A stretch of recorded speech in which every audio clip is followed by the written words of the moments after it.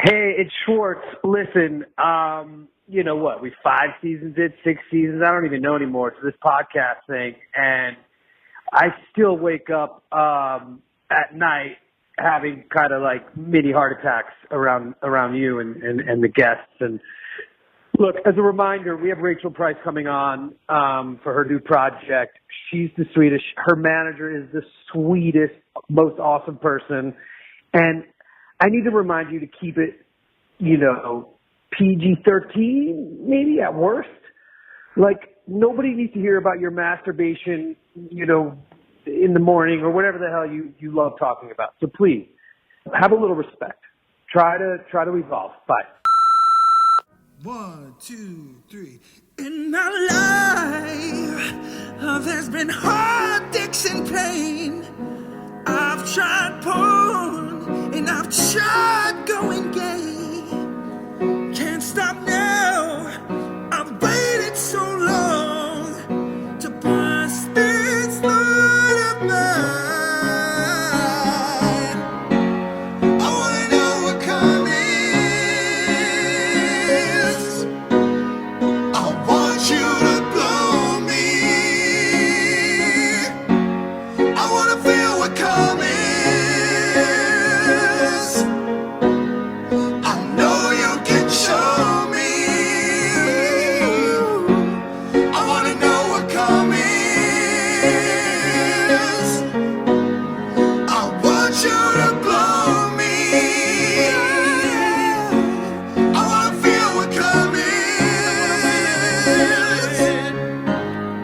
I know you can show me.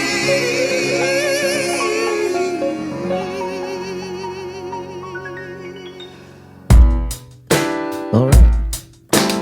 Oh, come on. Woo! Bucky's gear is in right now. Everyone loves Bucky's gas station. I do too.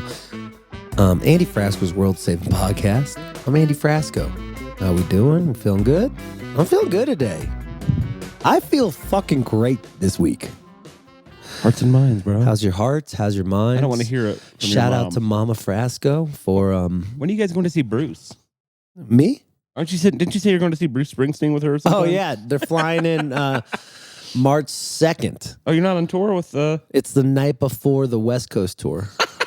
So I'm You're gonna be flying all into inspired. Utah. I'll be like, I'm a blue collar man making $700 million a year. Yeah. Born in America, die in America. America, I had a handkerchief in my back pocket. Cover that one And album. it's used because I like to feel dirty. I love he's like, I'm a blue collar boy from the heart of northern New Jersey. And then he's like, which is kind of blue collar, but then like one of his album covers is just his butt with a handkerchief in it. Oh, really? Yeah. Oh, yeah. Born in America. Or whatever it is. Born in the USA. Born in USA. Born in the USA. Hey. If you ever listen to that song, I have this friend that like loves Bruce Springsteen weirdly, but he hates synthesizers, right? He's So got I- a lot of them in the 80s years.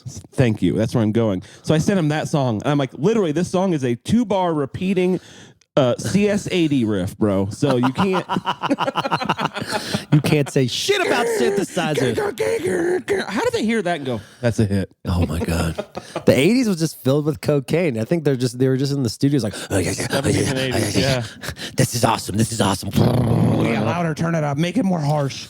I can't. I tried one time. I tried ripping a bunch of lines and going to the studio. Doesn't work. Cocaine is not a creative drug. I don't think so. Mushrooms, yeah. I mean, in the 70s, all those guys, Grateful Dead, Little Feat, they were just doing pounds of cocaine. And I think recording. the cocaine might have been different then too, though. Like it's not meth. You mean? Yeah, and it It's wasn't actually cocaine. and there wasn't like a 3 in 8 chance there was fentanyl in it. Make sure you guys test your stuff. Yeah. Have your Narcan on hand. Man, I feel It's so sad we have to say that now, but we do. Yeah, isn't it crazy? Like just to get high, you have to bring like a Narcan. Yeah, it's almost like we should just stop doing those drugs. I think so. It's like, what the fuck? By we, I mean other people. It's like, we're going to get high, but we might die. yeah, It's like, what the fuck? just go play roulette. You are. I mean, but just go play actual roulette. That way you just lose like $60 instead of your life. Why does cocaine make you gassy? I don't know. I think it's just maybe because it's a speed thing. I don't know, actually. No, I think they're crushing it with shit. Oh, yeah. Real cocaine doesn't make you gassy. Oh, yeah. Probably baby laxative or something. I don't know what they cut it with. Is baby laxative like make it feel numb or something? Maybe because it's like the same color and consistency. It's like powdered something, maybe. I don't know. I wonder what people's shit consistency is if you're doing coke all the time. Do you think it's just like Slurpee? Yeah, probably. I don't know. What a podcast. Jesus. We got Rachael Price and Vilray on the podcast. Right into Rachael Price. They're sweet. Rachael Price is sweet. She's getting married. Or she is married. She's married. She has a kid. She's about to have a pregnant. She's pregnant right now. Oh, on tour. Aww. And we're normally like, let's keep it mellow for the opening for Rachael Price. We're already talking about cocaine and diarrhea. People like that, though. Yeah. They like that about us. Speaking of diarrhea, Repsy.com. Speaking of diarrhea, is your music industry career giving you diarrhea? Do you feel like... If it isn't, you're not doing it right. Yeah, if you don't have a bad stress stomach ache every time you wake up in this music industry, you're doing it wrong. Sign up for Repsy.com. Repsy.com will help you keep the bubble guts away of your industry because you have another extra person helping you with your digestive problems. You won't wake up at 3 a.m. wondering, where's my career going? Why did I do this? Why didn't I quit 10 years ago? You'll probably still be doing that. I should have quit 10 years ago. I should have just become a lawyer. It was so funny. I was like, yesterday we found out that the van was going to get rented. And we had to clean it. We didn't clean it. And I looked in Bo's eyes. I'm like, Bo, we got to clean this thing in 2 hours. You just saw the dead in his eyes. Like, fuck, another thing I have to do for this bullshit fucking van. I'm going to clap it up for Bo. Way to go, buddy. Our fucking show pony. He's from Buffalo. They work hard up there. I told him, we're just firemen. At this point, we're just firemen. Have you been following this Buffalo conspiracy theory thing? No. It's so annoying. It's all these people saying that Damar Hamlin wasn't really at the game. Well, first of all, okay. What? Let me prove them wrong before we Tell even get to that Damar part. Hamlin is. People who don't know who sports Damar Hamlin is, if you're not a sports fan, he is that Buffalo Bills player who suffered a cardiac arrest on the field after being hit and had to be revived and went to the hospital. Yeah. So he's been gone for a couple of weeks. He's come and visit the team. There's videos of it, right? And then he went to the game, right? And he was up in the luxury box probably, but it was very cold and snowy, so he had like his face covered. Also, he just had a heart attack 2 weeks ago, so he's probably not like, he can't get super cold probably. I don't know all the stuff about it. And they show him and it's like snowing and he waves and they don't show him that well. They just do the heart. Yeah, so people are thinking, number one, there's people saying he did an Illuminati sign, which is like, can we shut up about the Illuminati? What's the deal? Why is everyone... Dude, it's like boring people with no life that have never done anything. It's literally almost all that are like trying to think like they think the whole world's against them. Nah, you're just lazy. Okay, so they're saying that, and here's why they're saying they did it, and here's why their whole thing is crumbling apart to me. The whole reason that they said they did that is to like inspire the Bills, and they're going to rig the game for the Bills to win because they think like the whole thing's going to be rigged for the Bills to win the Super Bowl because of this, right? Well, like first of all, Kobe dying. So then just bringing him back, the whole emotional story, everything, Well, first of all, the Bills got absolutely worked by the Bengals. So there goes your first argument with them doing that. And then it's like, so why would they even do that? Why even also his 8-year-old brother was there with him. You think an 8-year-old can keep that secret? I'm just kind of over conspiracy theorists. Ooh, hot. There's good conspiracies. JFK. There's some 9/11 stuff. What's the best conspiracy theory? JFK. What's that one? Because it's the one I think is most... just that he wasn't really killed by one guy up in a... You know what I mean? One of my friends I was just talking to this weekend, her mom just retired from the CIA. And she's like, ask me anything. And the only thing she wanted to ask was, are there aliens? I'd be asking about the Illuminati, lizard people. There's definitely aliens. Not definitely, but I would guess that there's aliens. Yeah. Like that's all you want to ask me is about the aliens? Man, there'd be some better stuff to ask than that. Yeah. Anyway, speaking of aliens. Do you think there's aliens, though? I do. Me too. I think Did you see that cloud that was like around Venezuela that looked like a vagina? Oh, yeah. Was that in Venezuela? Or something. I remember I shared it on my Instagram and I said Pete Shapiro's going to do this at the final Wedding Coat show. Let's go. Remember like he did the rainbows? Remember that? Yeah. Those rainbows happened. Everybody thought Shout out to Pete Shapiro. Everybody thought he made the rainbows. Yeah. Thank you, Pete, for letting me have the dance party. 350,000 people watch. Hit me up if you ever need a trivia game written. Do you think trivia would work? Yes. Yes? I think I could make trivia work. No, I'm just kidding. Trivia work. What as a stream? I don't like your trivia because you're too smart. You're trying to. You didn't do very good this time. You've won before though, so Yeah. maybe it just wasn't topics you know about.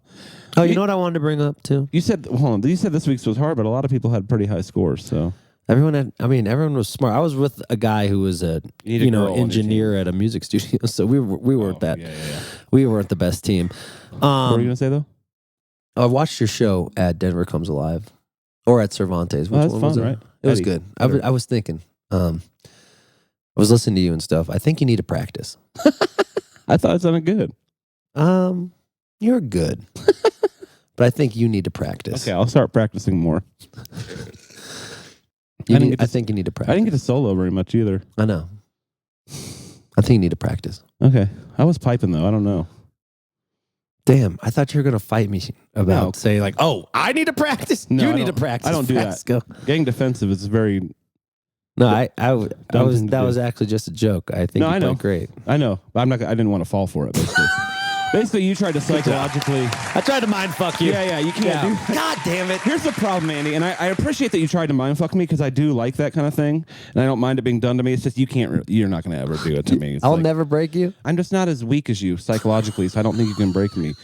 Like I knew exactly what to do, right? Yeah. Immediately. Damn it. There was no I hesitation. thought you were going to there. go, you need to practice. No, because I need to practice for sure. No, you don't. No, I do. You're a Everyone needs podcast star now. to. I know. I am. Let's go. Number 36 on Apple. Number 36 in the country right now. Bye, Paul McCartney. Paul who? Yeah, I thought you played great.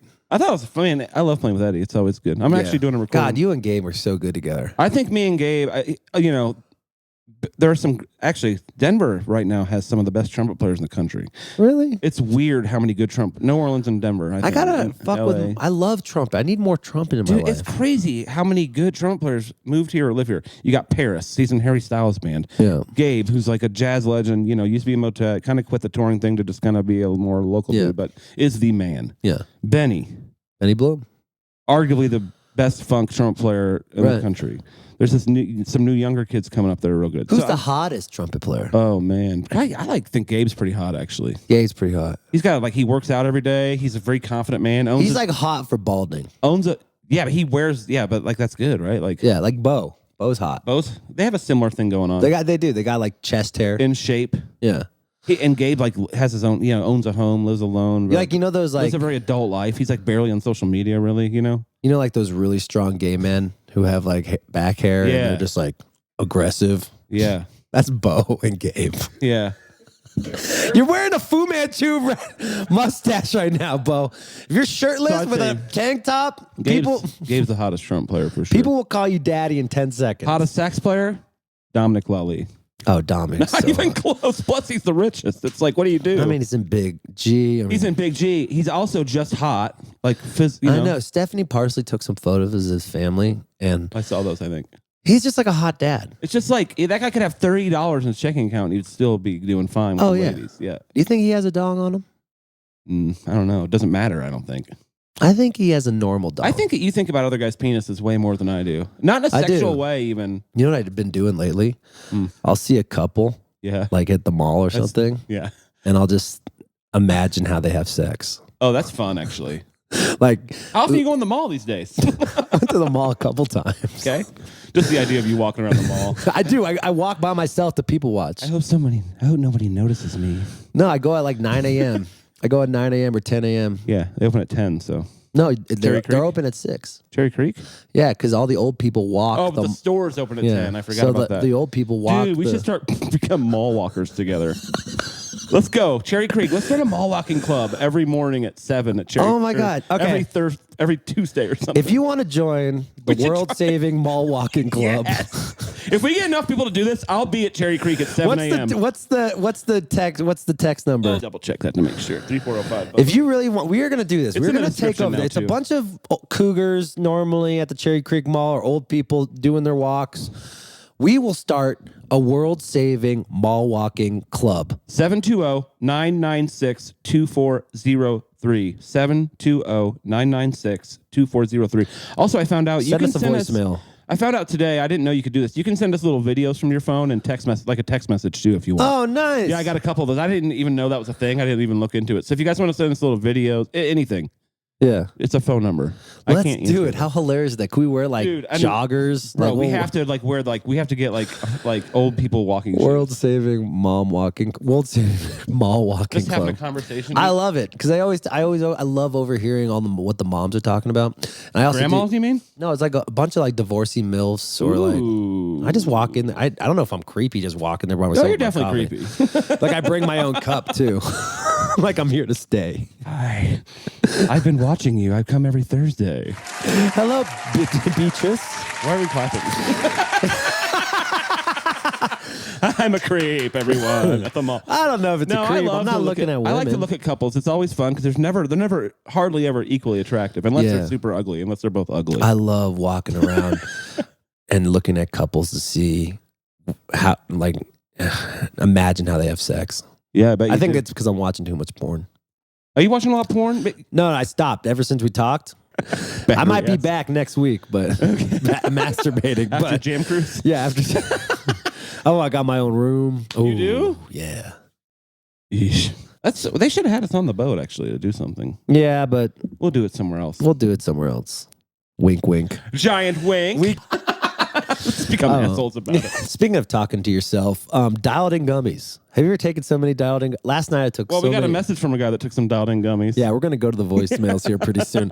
We're gonna show a couple voicemails today. I mean, the interview with Rachel was a little shorter, so we're gonna go a little longer. We're gonna go a little longer. They love us. Yeah.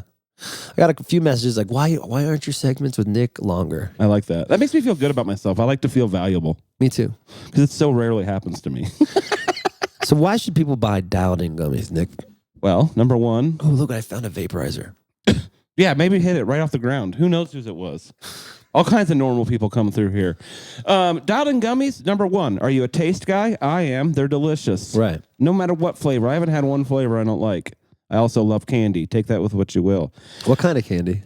I love like fruity candies, like Skittles and Starburst. Oh yeah. What about candies? I like my little sweets. What about those belt straws, or like those sour belts? Those are cool, but I like more like little chewy, little gummy, little candies. Oh, little yums. That's probably my addiction more than like anything. Really? Alcohol. If I had like a beer and like a bag of Skittles, I would go for the Skittles every time.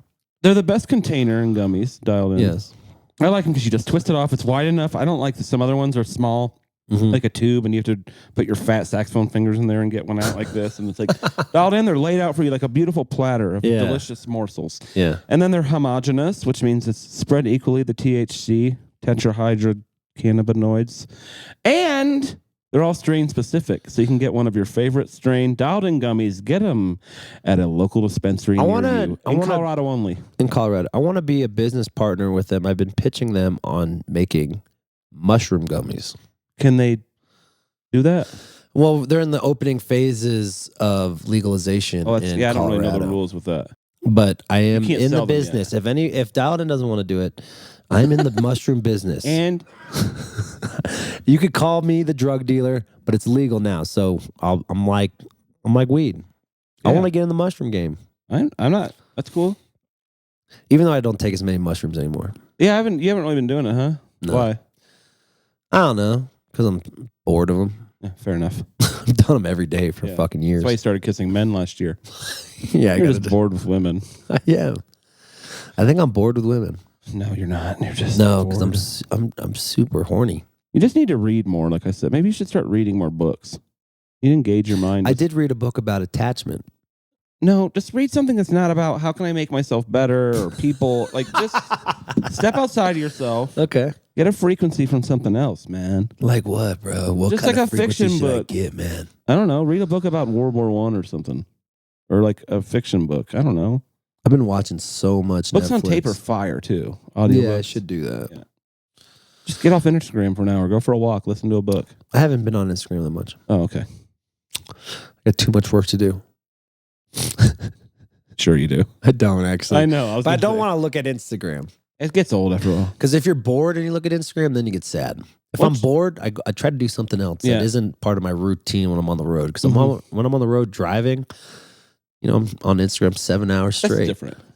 You're like doing, there's nothing else to do. No, it's the same thing about boredom. You got to change your ways of what you're doing when you're bored. Audiobooks really helped me with that, actually. Okay. Europe, I listened to Colin Klim book on Europe. That was good. What a beautiful day.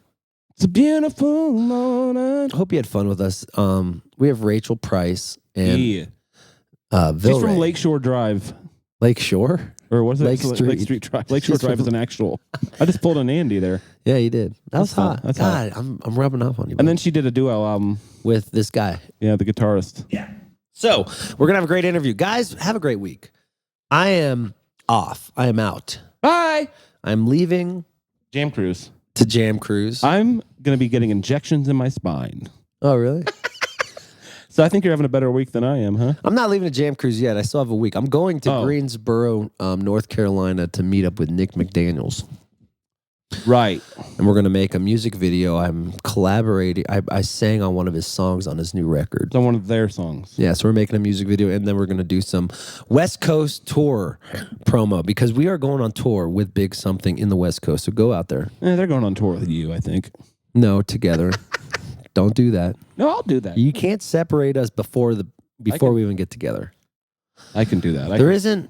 I can psychologically do to you whatever I please. This is socialism. What's mine whatever is I his. please, I can do to you. Do you think I should start kissing them? I can manipulate your entire band with one word if I feel like it. Ooh, it's so the hot. power I have over you psychologically. Yeah, what do you think you should do? What now? God, that's so hot. Really? What were you asking me? I don't know, but that sounded really hot when you said that. You liked that I can dominate you psychologically, huh? Yeah. Yeah. Me too. Sicko. That was pretty funny when you tried to get me earlier. I know, I tried. Because I know you thought of that like during the show on Saturday, and you've been holding that. You've been holding that. I'm gonna finally get him, and you've been waiting for 4 days. And you're like, I'm gonna finally get him. And you're like, you need to practice more. I'm like, yeah, yep.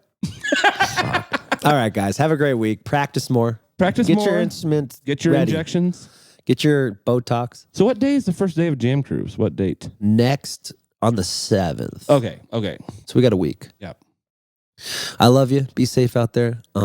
Be who you want to be every day. Try to not fall for everything you read online. Conspiracy wise. Yeah. I mean, people exist. You know, people exist. Give them a fucking second chance. If you are not giving people a second chance to try to do better, then shame on you. But don't give them a third chance. If they fuck up twice, they're out. Fool me 3 times. It's like in Kentucky. Yeah. 4 times you can marry someone, and that's They're out. illegal. Yeah. All right. Thank you, Repsy. Thank you, Dialed In Gummies. And enjoy Rachael and Vilray. Okay. Bye. Bye. All right. Next up on the interview hour, we have Rachael Price from Lake Street Dive and her writing partner for this jazz concept record, Vilray. This was a great conversation. I loved every second of it. She's having a baby. She's expecting soon. She's on tour. She's doing this project with Vilray, which is awesome because I know she's really into jazz. Hey, Chris, play some of this record while you can. Just a great record. I love it, and I know you will too. So, ladies and gentlemen, welcome back to the show, Rachael Price and Vilray. All right, how's everyone doing today? Rachael Price, this project you're doing with Vilray is fucking awesome. I started listening to it, and I got both you guys on the show today. So, thanks for being part of this. Thank you for having us. Thanks for having us. It's going to be great. Okay, so my first question is, how do you guys not fall in love with each other singing these songs to each other? Just like, it's like such beautiful music. Like, and I watch all the videos and you guys are like doing the duet where you like look in each other's eyes and stuff. It's like, where'd this project come from? How'd you guys meet? Give me the whole 411 before we get into this. Well, Vilray and I met in school at the New England Conservatory, and we weren't immediate friends, but I think we knew we would like each other. Mutual respect. Game recognized game. I think we were both in sort of awkward places as far as being in jazz school and had a lot of insecurities. And so the friendship definitely took the tortoise approach. And by the time we were both living in New York, we were much better friends. And I'd say, how many years after that? Like 10 years? 3 or something like that? Oh. I thought you were saying that we when started were we playing friends? music together. Yeah. Oh, no. Yeah. No, we're friends. Yeah. Yeah. It was like 10, maybe even more, like 12 years later. Wow. Yeah. That we started playing music together. And it was because Vilray can tell you this part, but I went and saw Vilray play a show in a small bar in Williamsburg, and it was very transcendent. And I had not been singing jazz for many, many years after studying it in school and sort of trying to have a jazz career for a brief period of time. And I was, transported by the songs. And shortly after that, asked him if he would let me do the gigs with him, basically, just at that one bar. Like inviting yourself on stage. Yeah, basically, I was like, "Can I join you in this just monthly gig that you're doing?" And he said yes. Did you say yes? Were you contemplating it before? Did you always knew that you wanted to? I mean, only to the extent that Rachael and I had tried to play. That was like I was like 30 years old. And Rachael was around the same age. And then, but we had tried when I was like 25 or 26, and I hadn't been playing any music at that point for, 4 or 5 years. But Rachael and I were very close friends, and she knew that I was a dork for this old 30s and 40s stuff. So she said, well, let's be dorks together and sing some of this stuff together. But I was so rusty, and we had gotten together and tried playing, and it was sort of a disaster. So when she asked me again, when we were both 30 and I was kind of sticking my toe in to playing again, it was, I think just the memory of us being sort of rusty together was the only thing that made me resist it at all. But, I slapped myself in the face and said, Rachael Price is asking you to be her friend on stage. And so you got to say yes. And I did. Are you normally a lone wolf when it comes to making music? Is this the first collaboration? Do you like collaborating with people? I like collaborating with people. I think I try to figure out how I can do it alone. Just because that sort of makes good business sense, and I'm a shy person, so it's hard for me to reach out and say, "Oh, you're great. Would you like to play my songs?" But certainly in college, I was friends with the male members of Lake Street Dive first, and they were my musical collaborators when I first got started at school. So. I was writing music for us to play, and I love playing music with people. And with Rachael, it's incredible to just write stuff and have it, reach a sublime level with her singing it. Make that money, Big Daddy. Going solo. I like that. You gotta keep those royalty checks to yourself, Big Daddy. Yeah, exactly. How important is keeping jazz and this old time music into 2023 and the younger generation to you guys? Well, I'm a little self-conscious about it because, it's such it's a beautiful American art form. And, it's just got so much technique behind it, and so much brilliance, and so much brains, and so much passion, and so much feeling. And there's just this history of just incredible musicians who are just, reaching the same levels as Mozart and stuff like that. Right. Just incredible music. So it's a pantheon that I'm a little shy, a little reticent to put my hands to. But on another level, it's just kind of, they're just beautiful songs. And if you can kind of just relax back into the idea that it's a folk form, and it's kind of expressing these like human emotional things of love and of humor. And I think that's the area I'm more comfortable with, just kind of like it as like an extension of sort of a blues folk form. Mm-hmm. So I think to the extent that people relate to it who don't know jazz that well, I think they're relating to it because it's kind of expressing this like human emotional stuff. Yeah. What do you think, Rachael?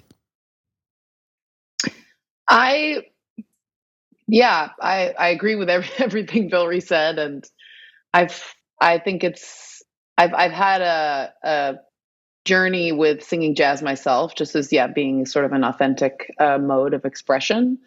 And what Vilray was saying is, really apt, because I think that's kind of what I didn't understand along the way when I was much younger and studying jazz. I was sort of caught up in some of the more academic elements of it and trying to learn how to, improvise and understand the harmony in like a super, super deep and way.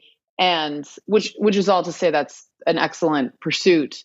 But I kind of forgot about the lyrics, and I forgot about just singing a song. And that's sort of what I've refound, honestly, in singing overall, with learning Vilray songs and singing them, is like understanding that it's really just about communicating human emotion. And it's actually sort of changed the way I sing with Lake Street Dive, because I have this other project. Yeah. And, it's kind of, in a sense, intimidating, because you see all these jazz snobs out there who are hypercritical about new jazz these days, and to have a full expression of like bringing it back to how it was and why they did jazz in the first place, expression. You got to like kind of like shoo away all the concrete baloney of, oh, so-and-so thinks that this is how jazz should be. And how are you transitioning into like a new age jazz? Because you said it's 2023 and you guys have these different inspirations through Lake Street and Vilray's projects. How do you approach it to make it feel modern? Or do you like just go completely traditional on it? Well, I think when you're making music... Oh, yeah, go ahead. I'm sorry. No, you go ahead. Well, I was going to say that there's something, it's not modern, but the Vilray's writing in a style that's very much rooted in songs from the 30s and the 40s, lyrically, chordally, in every way.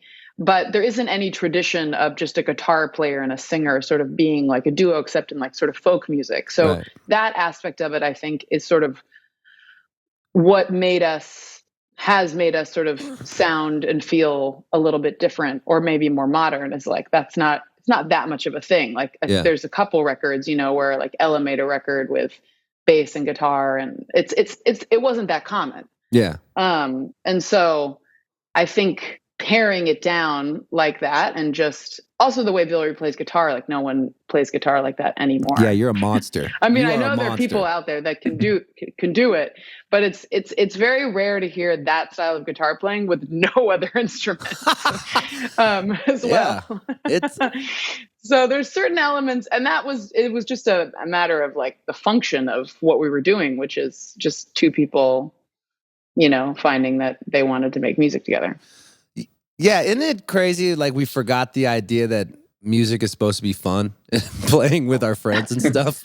We overthink it, because like when you start having a big business, Lake Street Dive is a big business, and like we forget that. Oh yeah, we also want to do music because it's fun. How hard was it to take the business side out of it? Like, you were going from Radio City Music Hall to City Wineries, because you love the music so much. How was that transition of playing smaller rooms again? Did you like getting back in those small rooms and playing the music for an intimate crowd? Yeah, I love it so much. And yeah, as I said, it sort of reconnected me back to a type of singing that I'd sort of forgotten about. I think I've become a much better singer because I have been able to learn Vilray songs and have to rise to the occasion of performing them. Vilray, how easy or hard was it to start collaboration with another person, since you've always been a one-man band? I mean, it's easy. Rachael's wonderful to work with, but also just she's quick to learn stuff and to put her own stamp on it. And, you write a song and then you put it in front of somebody else, and then it's a process of learning the song. You know what I mean? Right. Like, these songs are all new to me too when I write them. So Rachael and I are sort of figuring out what they're like, what they need. Is it something that we're harmonizing together? Is it something that we're kind of doing a call and response thing with? Is it something that Rachael's going to take? So it's just, it's an incredible experience to to kind of take these songs away from my solo set or the little room that I write them in and have them come to life with another person's perspective. What are you singing about right now, Rachael? What's going in through your head as you're talking through this new record, and what do you think about? What do you want to talk about in the next, this year, last year? What were you talking about? As far as the songs, or like the songs you're writing, what's in your brain right now about what's going on, how you want to write, what do you want to write about? Oh, wow. Oh, That's Rachael a just huge pitched question. me on a song. Yeah. Tell me. I did. I just pitched Vilray on a song that I think should be titled "I Like the Lighting at My Place," and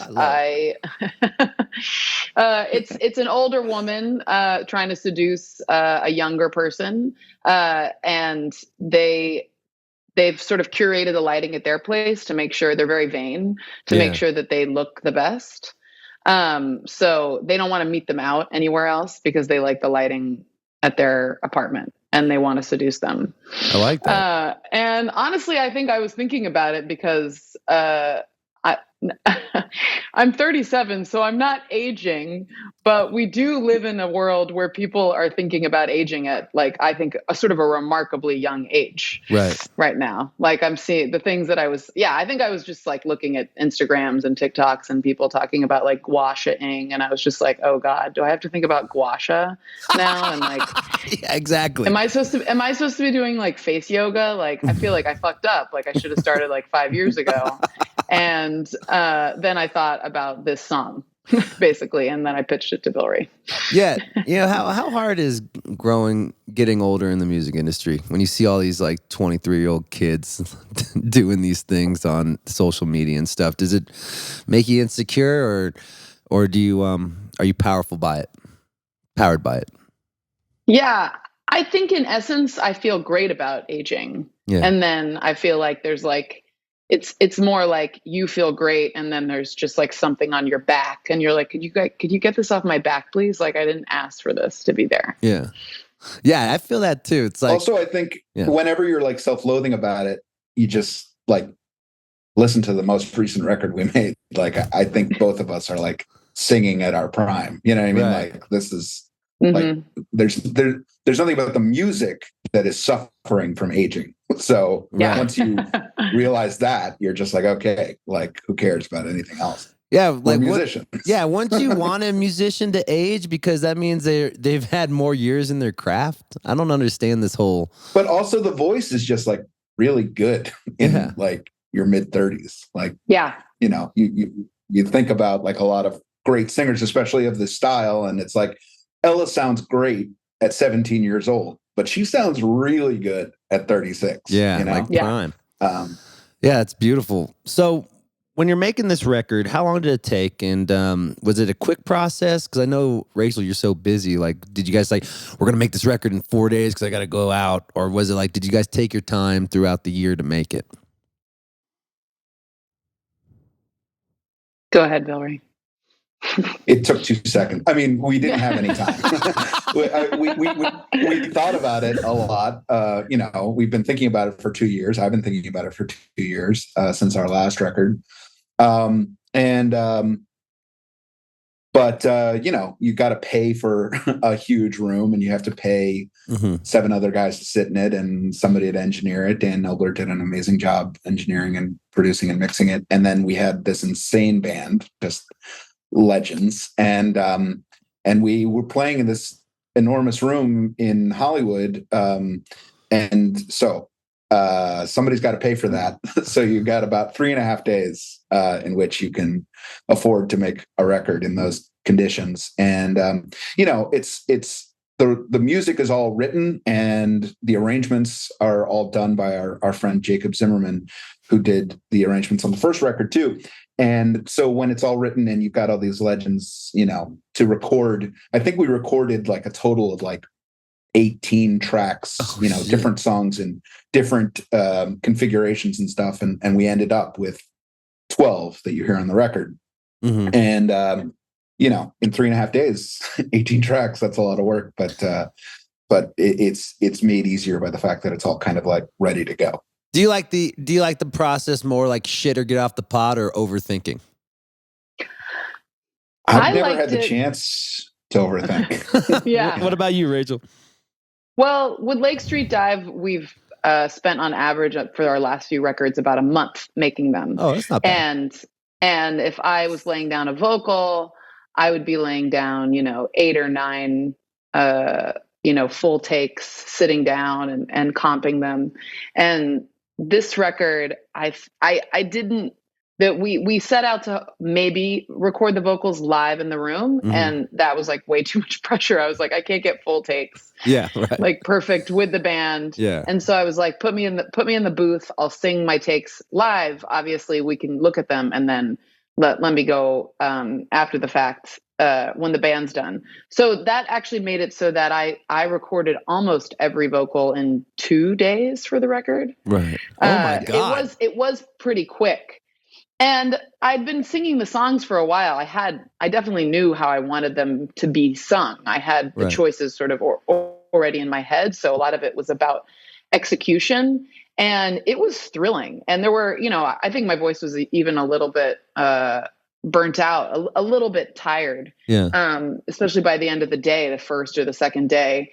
And we just leaned into it. There was I was singing a song called Join Me in a Dream, and my voice was sort of husky, and Vilray was like, you're about to go to bed in the song. So it sounds completely appropriate to me that you sound a little husky. And I was like, you're right. And then I thought about all the jazz singers that I'm, trying to sort of be inspired by. And I don't, maybe better, Vilray, but I think they recorded a lot of their records in like a day or two. Yeah. And they were definitely not Barbara, comps. There was no comping going on.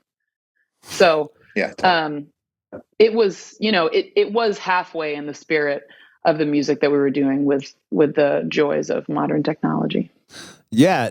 Yeah. It's hard to get that vibe from cigarettes and coffee, in the old school days of just recording all day, together on this new age, like this new age style recording. Vilray, did you produce the record?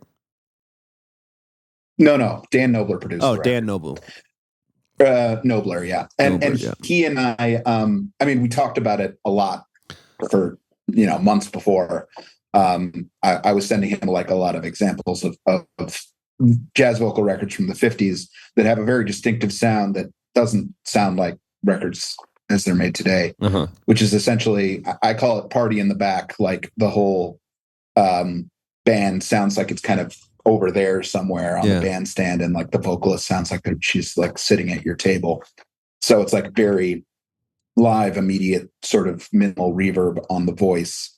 And then the band sounds like the space that it's in. And there's something about that kind of makes the song sing, like the song is sort of the star. How'd you emulate that in the studio for this record? How'd you do the recording process like that?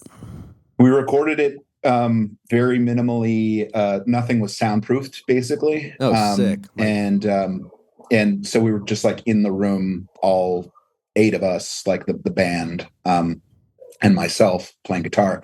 And so, there's just tons of bleed, as they say, like the signal from the drums is just like basically coming from the bass players' mics for the most part. Right. And, the piano, likewise, it's just like right there. Everybody's bleeding into each other's mics. So you can't, if something goes wrong, that's it. You just gotta have to pick a different take. Right. Because it's going to be in everybody's mics. But, these guys are incredible. So there weren't very many ruined takes. It's risky, but if you've got the right people doing stuff that's like sort of very written, then it's an incredibly organic way to sort of experience the humanity in the room. How did you pick from 18 to what made the record? It was kind of like we did, like, there's a song on the record called Any Little Time, and we did that as sort of a small band thing for a day. And then when we brought in the full band, we recorded it again because we had an arrangement for it, and we kind of pitted them against each other, and it was no competition. But it was things like that where we kind of do different versions of different things. And there was like a standard that we were thinking about putting on, but just everything was great, but it was just kind of like, you have to pick as many as can fit on, an LP. Right. And, so yeah, it was a thrilling race to record all that stuff. How many shows did it take on this tour? Have you guys toured this album yet? No. So let's talk about the first tour. I remember that first tour when you guys first came out, and it was awesome. I was like so stoked for you, Rachael, because I really love this type of music, and I knew how passionate you were about this type of music because I had you on the show a couple years ago, and we were talking a little bit about this. How many shows did it take until you guys finally were in a rhythm together? It's ongoing. I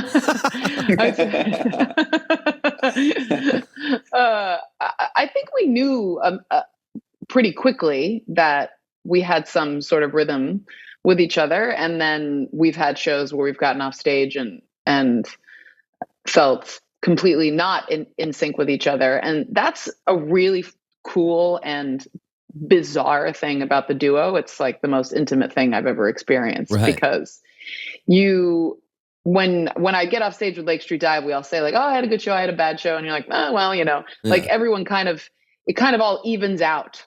Yeah. Even if somebody's like had a hard night with their monitors, or they were distracted or whatever, like, I don't know, 5 people on stage, you kind of are just like, it was a good show. And like Vilray and I would get off stage sometimes and we would be like, that was horrible. I feel horrible. Like, I need to go cleanse myself. I had such, it was the extremes of it. But then when we get off and it's like a great show, we're just like, wow, great job. And we can also really tell when the other person's having a fun time, which like I can't really tell in the band setting with Lake Street Dive. Right. I'm not facing them, I'm facing the audience. So, right. I hear the music behind me. I'm like, I think things are going well, but like I can see when Vilray's spinning out and he can see when I'm spinning out. Right. We're facing each other. And sometimes I think we're like, oh God, it's right. That doesn't happen that often anymore. I would say the past year or two of shows, we've reached sort of a level of consistency where we're like, we're having a good time. We know the show's going well. We can recover if something gets a little bit off. So, but it is very thrilling to do the duo thing. Yeah. I mean, that's what I was saying about the intimacy thing. It's so intimate. How do you, I mean, I know you're married and stuff, but how do you not just like cry on stage and like with these intimate moments? It's like being naked on stage. You guys are just 2 people up there. It's gotta be intense sometimes. Like, what was the most intimate show you felt? I don't think I could watch the show. I don't think I could ever watch this show. Or even like if there was anybody else who did something like it, I think I would be really uncomfortable. Yeah. But I can play it. That's okay. Like yeah. God, it's so intimate. And I don't think it would be my kind of show. Right. You wouldn't like our show. Yeah. I mean, the truth is Vilray and I are not in love with each other. We have profound respect for each other. We both love each other's musicality, and we're very, very good friends. Right. So, there's there's a lot of friendip, but were you guys close? Too intimate. It's too intimate for Vilray, apparently. Yeah. He's I can tell he's sweating right now. He's getting flustered. Yeah, exactly. Pouring sweat. What were you guys close friends at the conservatory? We weren't close. Took a while. Took a little while. Yeah. What you got? Any stories of maybe overseeing one another at like the lunch table or at the park, or just you got any moments where you're like I don't have a memory like that. I can't remember last week. Yeah. What are you overstimulated, Vilray? Do you have just music in your head all the time? I wish I was like that. No, I'm not that kind of person, and sometimes I worry about it. But I definitely need to be like sitting down, focused, in order to be writing. Yeah, I don't know what's going on in my brain when I'm still. It's like I feel like other people. I don't know. I think a lot about how people like imagine things. I was talking to somebody about how you like like some people like see very clear pictures in their brain when they imagine things, and I have to kind of work at that, to see something clearly. Do you suffer with anxiety or depression? Definitely depression. Anxiety, probably, but I don't know. I'll ask my doctor about that. Yeah, it's like because I suffer with depression, anxiety, and sometimes I just have this fog. Like it might not even be overstimulation. It's just getting yourself out of your own head. Is it hard to get yourself out of your own head? Yeah. I don't think so. Sometimes it's hard for me to like get out of a conversation. Like I'll just kind of talk, and sometimes I'll be like, oh, I think I may be being a little too honest here, a little too like, I don't know, dark or something. Yeah. And somebody else is just trying to like have a normal conversation. Yeah. But I just don't think like when I'm sitting alone that I'm like having a lot of anxiety. I think I know people who are like worrying all the time about, global shit or just like professional shit or personal stuff or whatever. Right. But I don't spiral out that way. Are you a worrier, Rachel?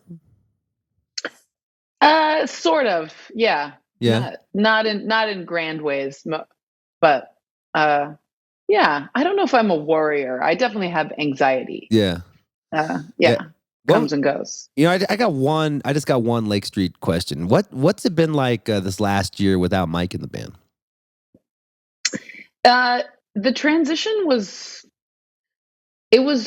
I guess somewhat remarkable in its ease, in the sense that we all knew and understood that it was a natural time for him to step away from touring.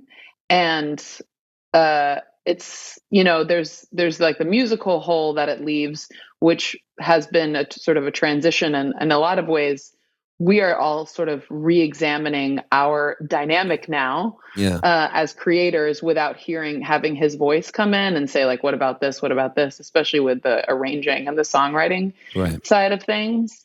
But there's also like the friendship aspect where your friend came to you and said like, I don't think I can be on tour anymore. It doesn't work for me. It's not good for my health. And actually just feeling glad that the person is living a happy and exuberant life. And it's also beautiful because we play his songs every night. There's still so many of his songs are just like key moments in our show, and always will be. So it's been surprisingly okay. Yeah. Well, and we miss him, but yeah. Well, and you filled the band with badass musicians. Those two like the keyboard player and then the guitar player you just added. Holy shit, that dude rocks. Yeah.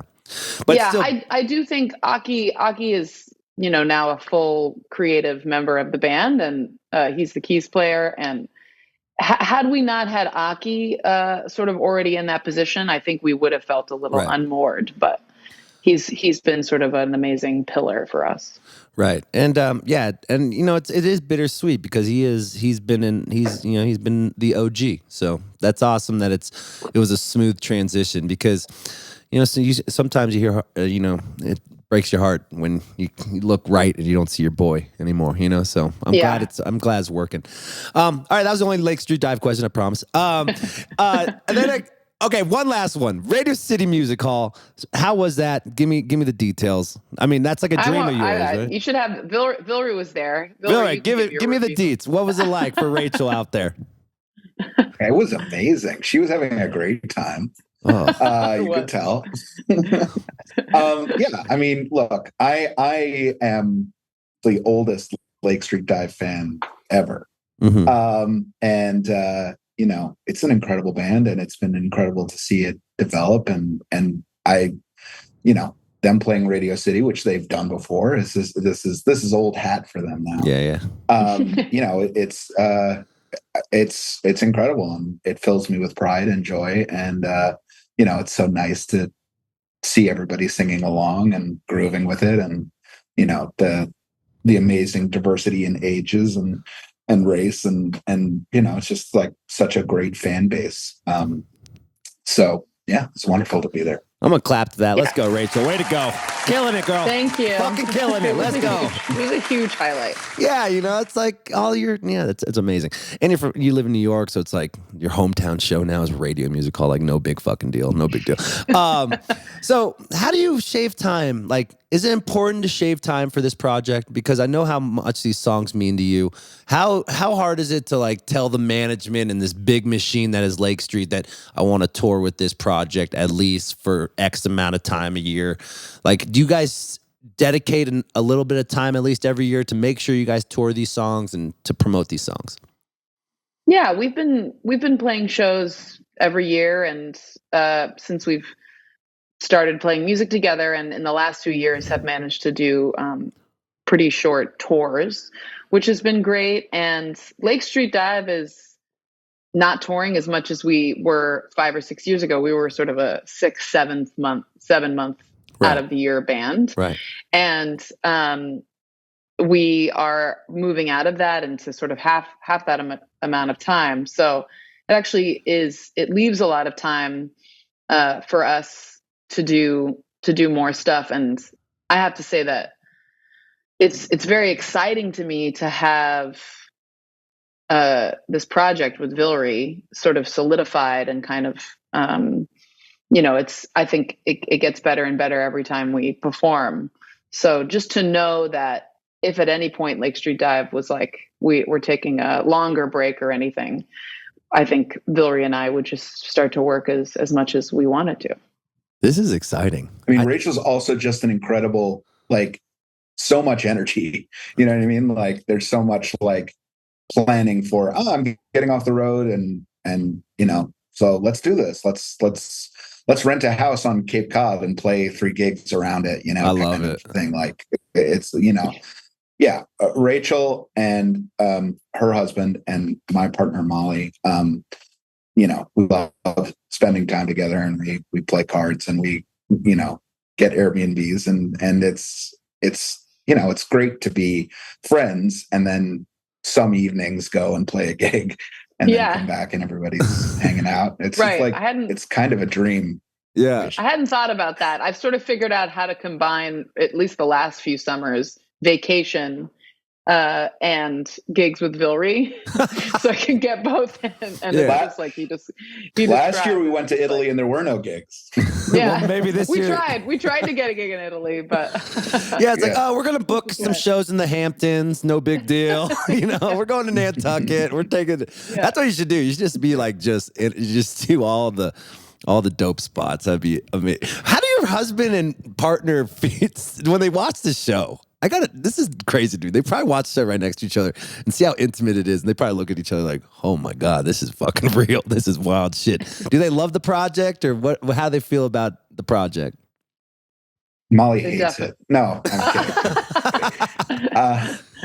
I mean, we're like, Rachael and I are not making out on stage. Like, I feel like you're painting a picture. I am. I'm so romanticizing this. Yeah, I'm romanticizing this. It's really not a dirty show. We look at each other and we're having a great time. Yeah. And so I guess, that can come across as you said, a certain intimacy. Yeah. But, Molly and Taylor know that Rachael and I are extremely close friends. Yeah. And they're extremely close friends with us, and we all have a great time. So I don't think there's any weirdness. I think they enjoy the show. I love to it. the extent that they haven't seen it last night. Yeah. Well, I love it. I think Taylor's probably one of our biggest fans. That's great. Yeah, and Taylor's a musician, right? You said he's a musician? He is. Yeah. Oh, cool. Oh yeah, great musician. Well, guys, I'm just pumped. I love that you're doing this project, Rachael. Vilray, you seem like a badass motherfucker, dude. You just seem like a dude who just is just fucking shredding it up, doing the whole 9. Yeah, that's me. What other projects do you do, Vilray, besides this project that keep you busy?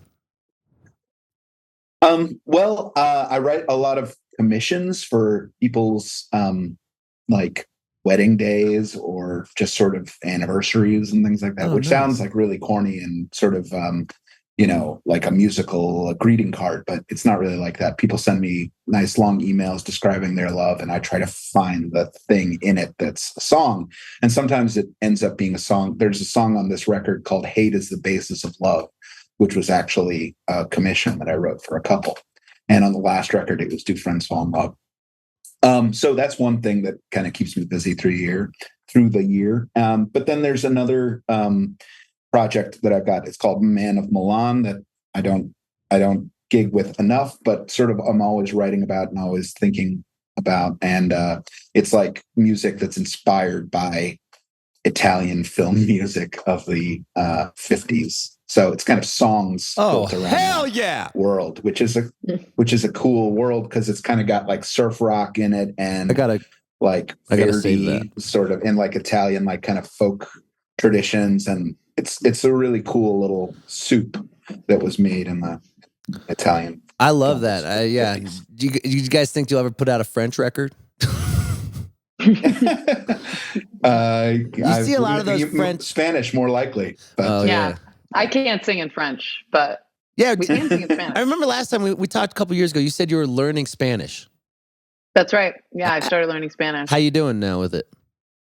I got to like a beginner's level, and then I went on tour and sort of forgot about it. It was a pandemic pursuit. I haven't forgotten really my Spanish, but that's good. Yeah. Well, guys, I'll let you go. Thanks so much for being on the show. I know you guys are busy. Go kill it up out there in New York.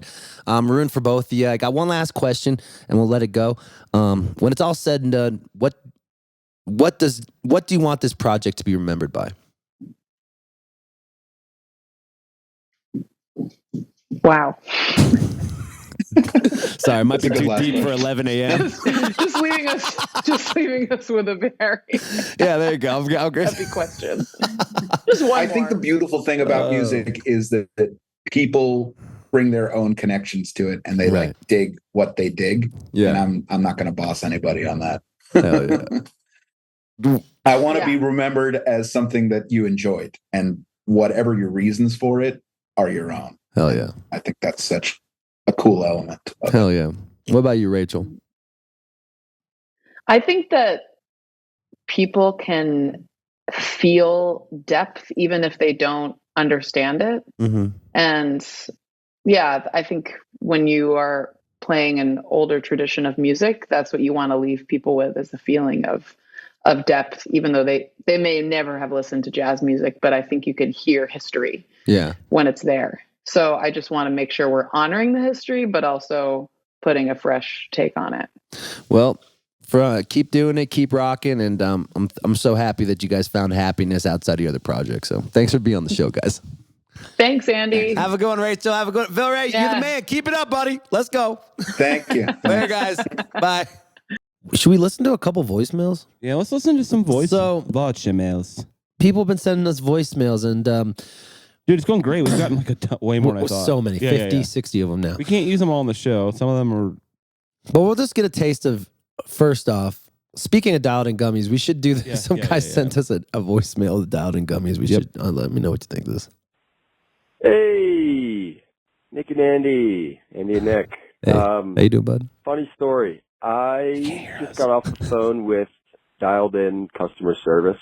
I didn't know they had customer service. A little bit of a problem here. They directed me to you. It directed me to you. You have ingested an entire bottle of liquid gummies. Not much of an accident. I kind of poured all of it into my drink and then proceeded to drink all of it. It's like 100 milligrams. So, let me know if you guys can help me out at all. That would be great. I'm kind of freaking the fuck out, but I'm just been there. Driving, trying to He's driving all things. So, yeah.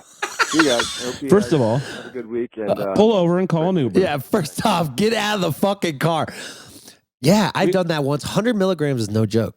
No. Not a lot of people could do that. No, I think I could do it. I mean, I'd be high as hell. But you're a psychopath, though. Thank you. I love being called a psychopath. First thing you want to do is go lay down, get some chips, get some water, and just accept it and let it wash, like in Buffalo, like that time in Buffalo. When you accidentally get too high, don't The first thing you do is acknowledge it. The second thing you do is do not fight it. Let it wash over you. Accept it. It'll go away faster. Yeah. If you fight it, it becomes stronger. So just surrender to the flow. Surrender to the flow. That's pretty hippie of me to say. Yeah, but it's also very true. Just there's nothing you can do about it. You can't turn it off. No. So you're already on the roller coaster. Right. Just take the ride and try to enjoy it the best you can. Oh, yeah. Nice advice. You're already on the roller coaster. All right, let's hear another one. Wow, this is really cool. Hey, Andy, this is Aerial Attack, your soon-to-be drag mother, and nice.